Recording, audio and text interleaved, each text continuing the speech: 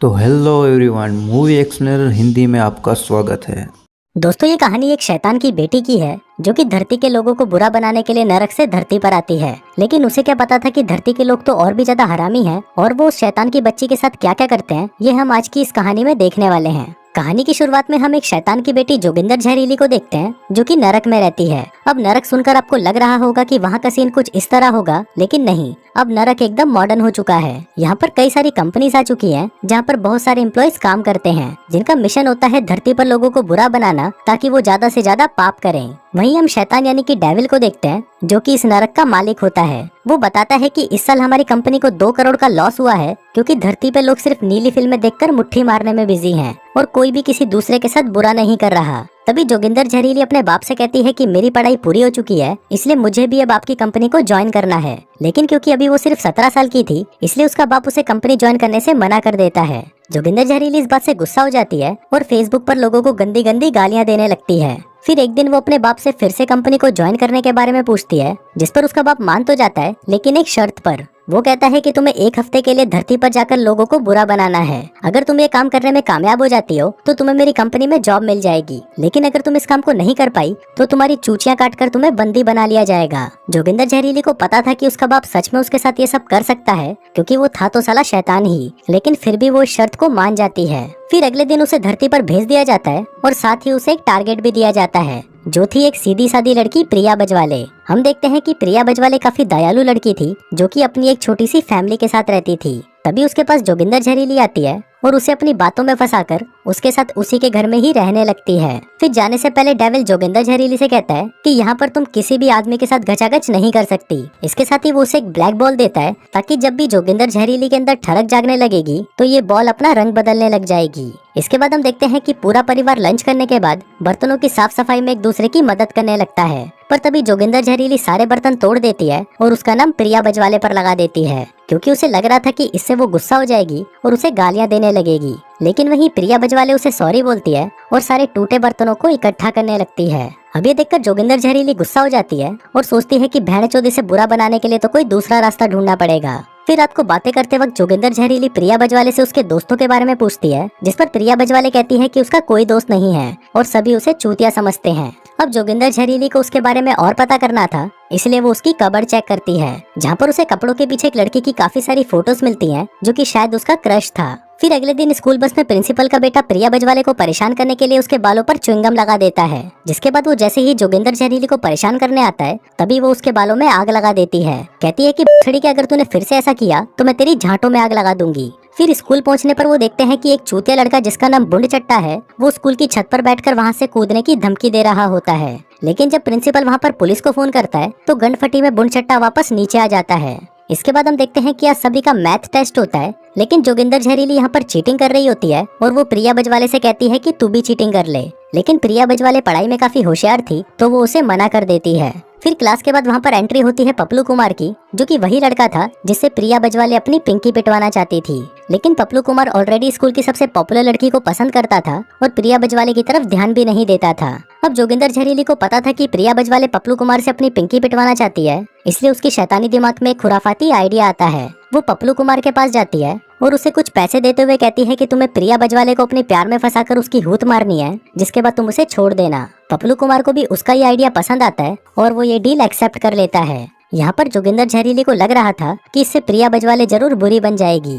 इसके बाद जोगिंदर जहरीली वहाँ पर बुंड चट्टे को देखती है जो कि उसे देखकर मुस्कुराता हुआ वहाँ से चला जाता है। अब जोगिंदर जहरीली भी उसके पीछे जाने लगती है, जिसके बाद वो दोनों मिलकर सुट्टा मारते हैं। अब बुंड चट्टे को जोगिंदर जहरीली पसंद आ गई थी, इसलिए वो उसे कबूतर दिखाने के लिए चर्च की छत पर ले जाता है। फिर वो दोनों जब कबूतर देख रहे थे तभी बुंड चट्टा उसे जबरदस्ती पकड़कर चूसने लगता है, लेकिन ये चीज उसे अच्छी नहीं लगती और वो उसे धक्का देकर वहाँ से भाग जाती है।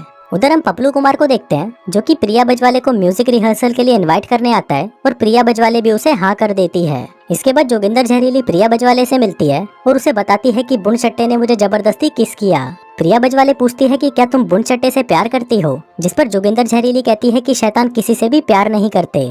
लेकिन फिर जब जोगिंदर जहरीली वो बॉल चेक करती है तो वो बॉल अपना रंग बदलना शुरू कर देती है, जिसका मतलब था कि जोगिंदर जहरीली के अंदर ठड़क जाग रही थी।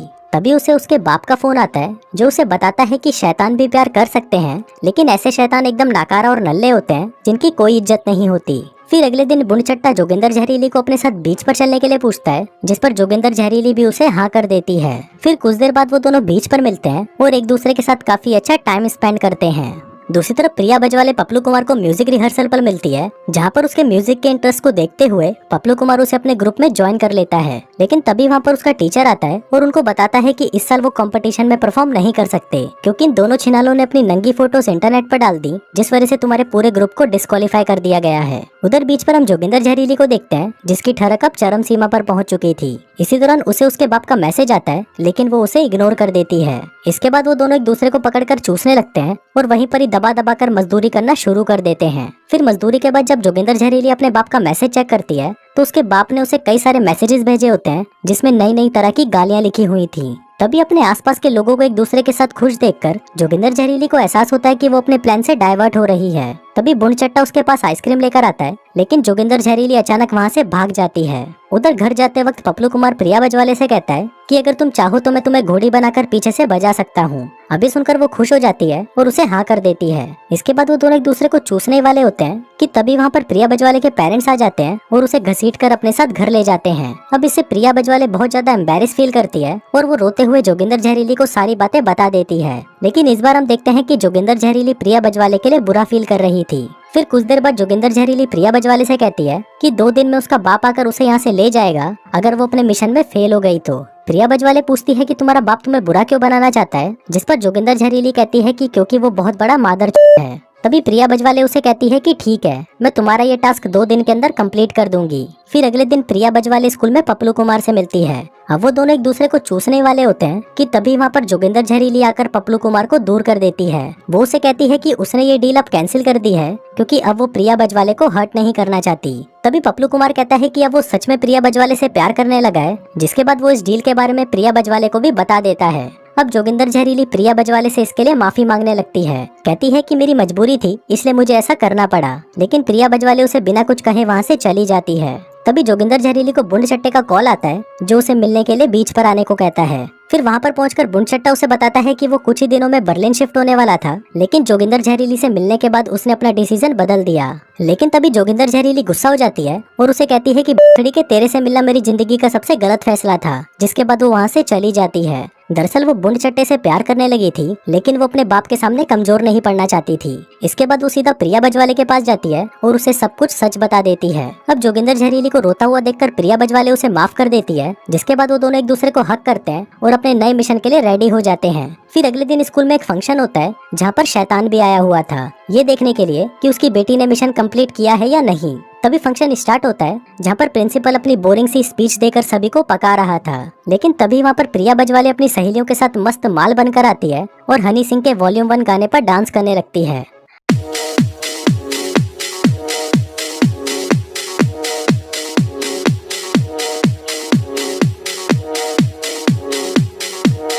अब उनका ये डांस देखकर भीड़ में सभी लौंडे बावली गांड हो जाते हैं, क्योंकि उन्हें देखकर उन सभी के छोटे पप्पू खड़े हो चुके थे। अब प्रिया बजवाले इन सभी के लिए जोगिंदर जहरीली को थैंक यू बोलती है, क्योंकि उसी की वजह से ही वो अपनी सील तुड़वा पाई थी। अभी देखकर जोगिंदर जहरीली का बाप उसे बाहर ले आता है और उसके इस काम के लिए उसकी तारीफ करता है। तभी वो देखते हैं कि उसका ब्लैक बॉल भी फिर से ब्लैक हो गया था, इसलिए अब उसका बाप उसे पृथ्वी पर ही रहकर और भी लोगों को बुरा बनाने का काम देकर वहाँ से चला जाता है। इसके बाद जब जोगिंदर जहरीली प्रिया बजवाले से मिलती है, तो वो उसे बताती है कि उसने ये इसलिए किया ताकि जोगिंदर जहरीली उसके साथ यहाँ पर रह सके। इसके अलावा उसने उसकी बॉल पर भी ब्लैक पेंट कर दिया था ताकि वो अपने बाप को चूतिया बना सके। अब ये देखकर जोगिंदर जहरीली बहुत खुश होती है, जिसके बाद वो वहाँ से सीधा बुंडचट्टे के पास जाती है और उसे कहती है कि मैं भी अब तुमसे प्यार करती हूँ। जिसके बाद वो दोनों एक दूसरे को चूसने लगते हैं और इसी के साथ ही ये कहानी यहीं खत्म हो जाती है।